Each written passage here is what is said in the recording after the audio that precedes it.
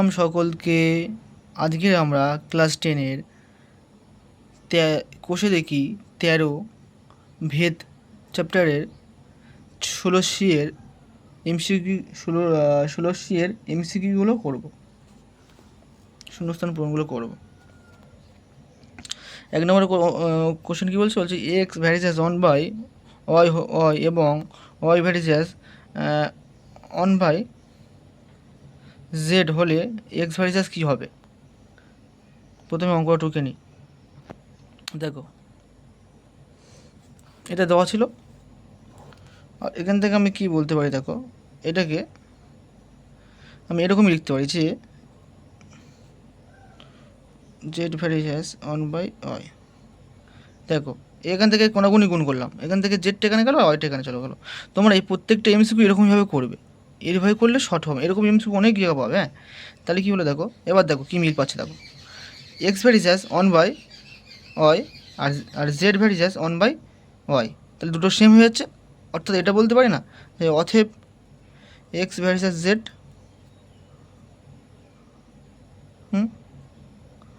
বলতে পারি না, দুটো সেম তো, তাই না? তাহলে এখানে কী হবে, জেড হবে। কী করলাম, প্রথমে কোনাগুনি গুণ করলাম, মানে এ স্থান চেঞ্জ করেছে, মানে জেড এখানে চলে গেছে, ওয়াইটা এখানে চলে গেছে। ঠিক আছে, এটা শর্টকাট প্রসেস।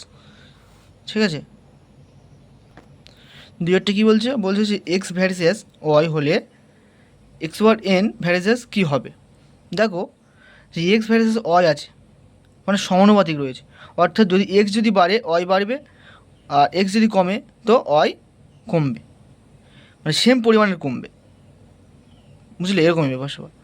তাহলে কি এখানে কী হবে, এক্স পাওয়ার এন যদি হয়, ওই দুবার কী হবে, এন হবে, সেম পরিমাণের বাড়বে বা সেম পরিমাণে কমবে, এরকম ব্যাপার সব।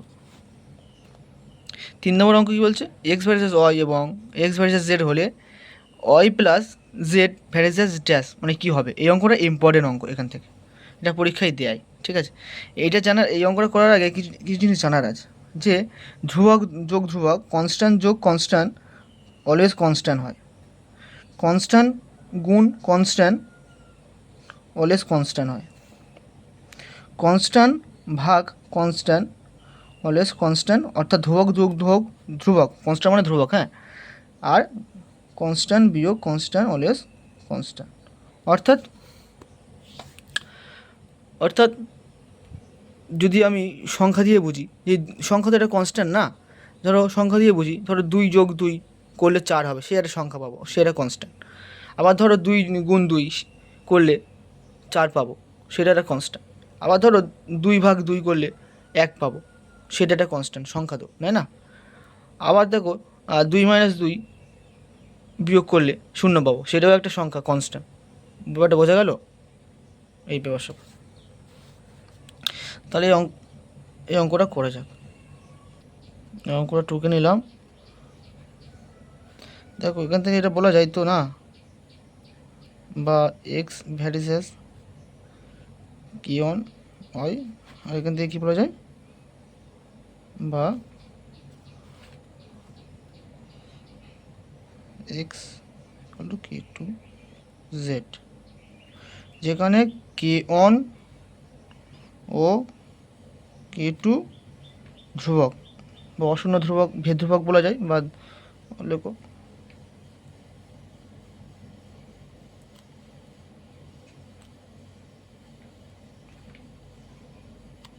অশূন্য ভেদ ধ্রুবক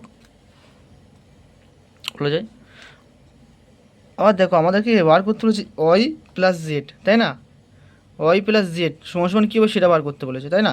দেখো এখানে ওয়াই রয়েছে, এখানে জেড রয়েছে, তার সামনে কিছু গুণ রয়েছে, তাহলে এটাকে আমি এরকমই করে নিলে তাহলে ওয়ের মান পেয়ে যাবো। দেখো বা এখান থেকে গুণ আছে, এবার এই ভাগ চিহ্ন, মানে সমান সমান চিহ্ন উপরে চলে গেলে ভাগ হয়ে যায়। অর্থাৎ ওয়াই ইকুয়াল টু এটা, আর এখানটায় Z equal to X by K two, এ পেয়ে গেলাম। হ্যাঁ, আমাদের বার করতে কী বলেছে, আমাদের বার করতে বলেছে ওয়াই প্লাস জেড কী হবে, তাই না? ওয়াই প্লাস জেড তাহলে যোগ করে দিই, তাহলে যদি ওয়াই প্লাস জেড যদি এটা 1 নম্বর দিই, এটা যদি 2 নম্বর দিই, তাহলে কী ভাই ওয়াই প্লাস জেড মানে কি, এটা ওয়াইয়ের value x by k one plus x by K two, তাই না?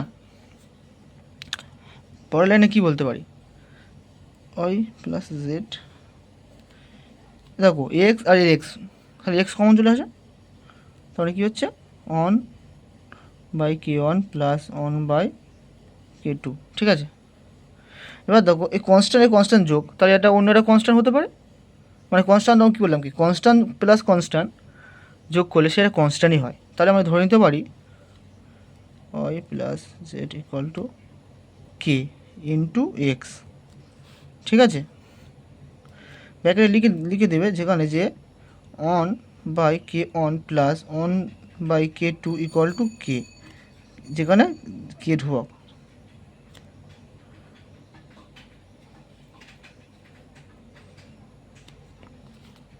এবার দেখো দেখো যে Y plus Z equal to K into মানে কনস্ট্যান্ট ইন্টু এক্স। আর দেখো আমরা ভ্যারিসাস তুলে এটা কি কনস্ট্যান্ট আনি, তাই না? মানে সমান ভ্যারিসাস থেকে সমান চিহ্ন আসতে গেলে কে কনস্ট্যান্ট এসে গেছিলো, তারপর এবার কি আমি সমান চিহ্ন থেকে যদি ভ্যারিসাস যদি যাই তাহলে কনস্ট্যান্ট তুলে দিতে হবে, তাই না? অর্থাৎ এরকমই বলতে পারি না, ভ্যারিসাস এক্স। এবারটা বোঝা গেল?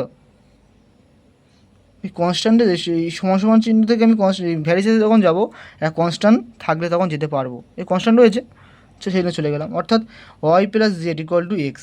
তাহলে এখানে কী হবে, এখানে উত্তর হবে এক্স। বোঝা গেল ব্যাপারটা? 3টে অঙ্ক করলাম আজকের, যদি কোনো জায়গায় বুঝতে সমস্যা হয় কমেন্টে জানেও, ওকে।